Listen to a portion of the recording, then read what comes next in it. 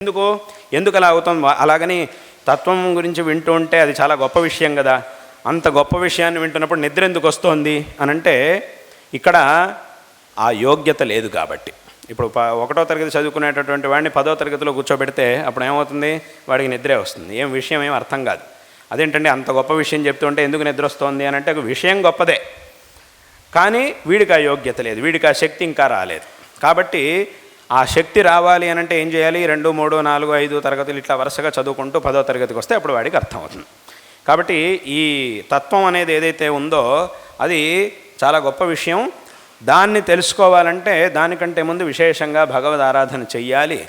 ఆ తత్వాన్ని తెలుసుకోవడానికి మనకి ఏ ఏ ప్రతిబంధకాలు అయితే ఉన్నాయో ఆ ప్రతిబంధకములన్నీ కూడా పోయి ఈ భక్తి మార్గంలో భగవంతుని ఆరాధించడం ద్వారా అదేవిధంగా అనుష్ఠానాల ద్వారా ఎన్నో ధార్మికమైనటువంటి అనుష్ఠానాలని చేయడం ద్వారా మన శక్తికి తగినట్టుగా ధార్మికమైనటువంటి అనుష్ఠానాదుల్ని చేయడం ద్వారా ఆ ప్రతిబంధకములన్నిటిని కూడా పోగొట్టుకొని మనం జ్ఞాన మార్గంలోకి వెళ్ళగలుగుతాం. అందుకే అందరూ కూడా ఒక విషయం గమనించాలి. ఏమిటి అని అంటే ఏ పూజ చేసినా అనుష్ఠానం చేసినా ఏం చేసినా కూడా మొట్టమొదట ఒక మాటని చెప్పేది ఉంటుంది. దాంట్లో ఏమిటి? మమోపాత్త సమస్త దురితక్షయ ద్వారా అని ఒక మాట చెప్తాం. శ్రీ పరమేశ్వర ప్రీత్యర్థం అని చెప్పే తర్వాత అవన్నీ చెప్తాం. అన్నిటికంటే ముందు చెప్పేది ఇది. మమోపాత్త సమస్త దురితక్షయ ద్వారా శ్రీ పరమేశ్వర సంధ్యావందనం చేసినా ఏం చేసినా అన్నిట్లోనూ దీన్ని చెప్పే పద్ధతి ఉంది. ఈ పద్ధతి ఎందుకు వచ్చింది?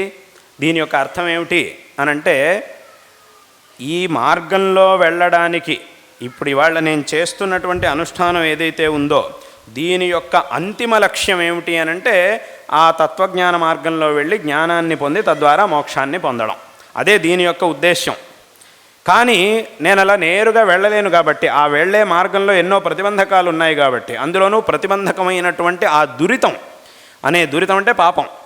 ఆ ప్రతిబంధకమైనటువంటి దురితం ఏదైతే ఉందో అది ఈ అనుష్ఠానం ద్వారా పరమేశ్వరుడి యొక్క అనుగ్రహం ద్వారా ఆ దురితమంతా క్షీణించి నాకు ఆ మార్గంలో వెళ్ళడానికి యోగ్యత ఏర్పడాలి అనేటటువంటి ఉద్దేశంతోనే మొట్టమొదటి ఈ మాటని చెప్పడం అనేటటువంటి పద్ధతిని వెనకటి వాళ్ళు ఏర్పరిచారు. ఇదే పద్ధతిలో మనం అనుష్ఠానాదులన్నిటిని పూజ చేసినా ఏం చేసినా కూడా ఎప్పుడు సంకల్పం చేసినా కూడా మొట్టమొదట చెప్పవలసినటువంటి మాట ఇది అని పెట్టారు. అంటే ఏ అనుష్ఠానం చేసినా ఏం చేసినా కూడా దీని ద్వారా ఆ తాత్వికమైనటువంటి మార్గం ఏదైతే ఉందో దాంట్లో వెళ్ళడానికి ఏ అయినటువంటి దూరితం అనేది ఉన్నదో అది క్రమంగా క్షీణిస్తూ, ఎందుకంటే అది చాలా ఉంది, ఏదో కాస్త మాత్రమే ఉంది అని కాదు.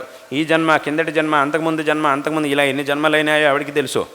ఇలా అన్ని జన్మల్లోనూ కొంత మనకి ప్రాప్తించినటువంటి దురితం అనేది ఏదైతే ఉందో అది ప్రతిబంధకంగా ఉంది. కాబట్టి అది ఉండడం వల్ల మనం ముందుకు వెళ్ళలేకపోతున్నాం.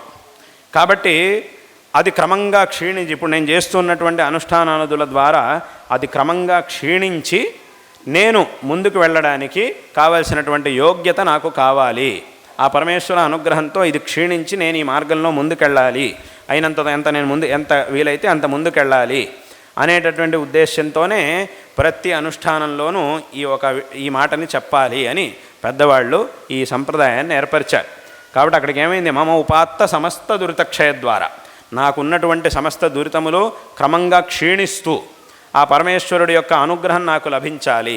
పరమేశ్వర అనుగ్రహం లభిస్తే ఏమవుతుంది అనంటే శాస్త్రం మనకి చెబుతోంది ఈశ్వరానుగ్రహాదేవ పుంసాం అద్వైత వాసన. అంటే ఆ అద్వైత తత్వం, ఆ తత్వం మనకి తెలియాలి, దాని యొక్క సంస్కారం మనకు ఏర్పడాలి అని అంటే ఈశ్వరానుగ్రహ దేవ. ఆ ఈశ్వరానుగ్రహం ఉంటేనే విశేషంగా ఆ మార్గంలో మనం వెళ్ళగలుగుతాం. వెళ్ళాలనేటటువంటి ప్రేరణ అయినా మనకు వస్తుంది.